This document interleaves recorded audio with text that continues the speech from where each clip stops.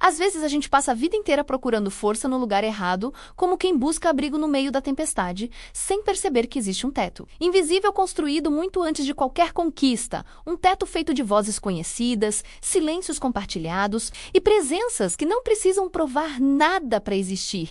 E é exatamente aí que mora uma das maiores forças humanas, a família. Mas por que isso importa tanto? Para que a psicologia, a ciência e a própria experiência humana insistem em mostrar que estar em família faz bem, o que isso significa de verdade para a sua vida, para suas escolhas, para a forma como você reage quando tudo parece pesado demais? Quando a mente entra em alerta constante, quando o corpo vive em estado de defesa, o ser humano adoece por dentro antes mesmo de perceber. Estudos mostram que o estresse contínuo não nasce apenas dos problemas, mas da sensação de enfrentar tudo sozinho. E é aqui que a família, quando saudável, atua como um campo de regulação emocional profunda. Não é só companhia, é biologia em ação. O cérebro entende o vínculo seguro como sinal de proteção.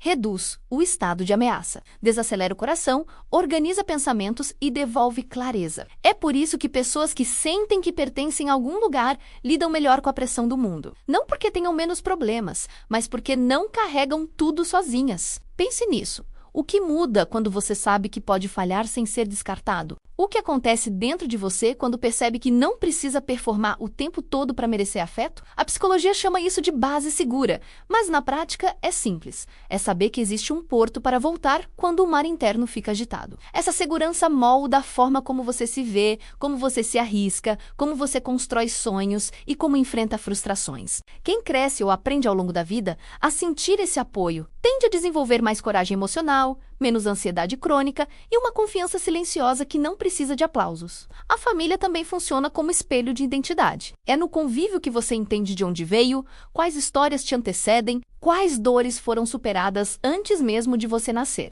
Isso cria raízes internas. Pessoas que conhecem sua história familiar costumam ter mais clareza sobre quem são, porque não se sentem soltas no mundo sem contexto. Elas sabem que fazem parte de algo maior do que o próprio ego. E quando esse pertencimento é bem vivido, ele não prende, ele fortalece. Ele não limita, ele dá chão. Agora observe como você reage às pessoas mais próximas. Como você se comporta quando está em casa? Você se fecha, se defende, se cala ou se sente à vontade para ser quem é? A forma como você vive os vínculos familiares influencia diretamente como você se relaciona com o mundo. Quem aprende a dialogar em casa, aprende a dialogar fora. Quem aprende a respeitar limites em família, aprende a respeitar a si mesmo. Quem vive em ambientes de apoio, desenvolve mais inteligência emocional, mais empatia e mais capacidade de cooperação.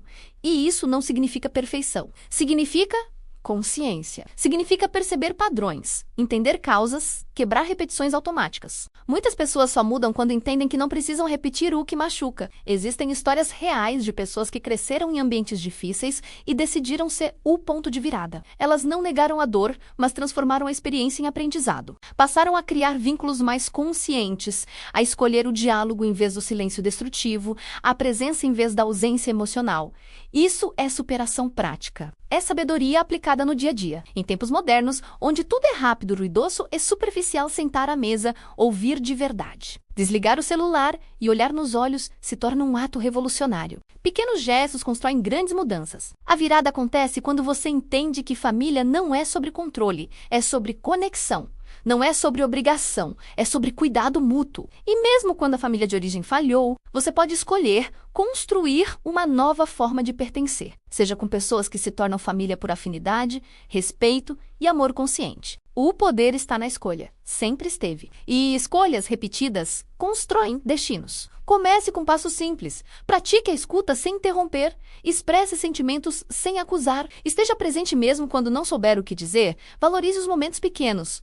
Crie rituais de conexão. Cuide do vínculo como quem cuida de algo vivo. Porque vínculos saudáveis não acontecem por acaso, eles são cultivados. E no fim, a pergunta que fica é: que tipo de presença você tem sido na vida de quem caminha ao seu lado? Se essa mensagem tocou você, curta, compartilhe, ative o sininho e venha fazer parte dessa egrégora consciente. Essa grande família que escolhe crescer, aprender e se transformar junta. Aqui, cada reflexão é um convite para evoluir. E cada voz faz diferença.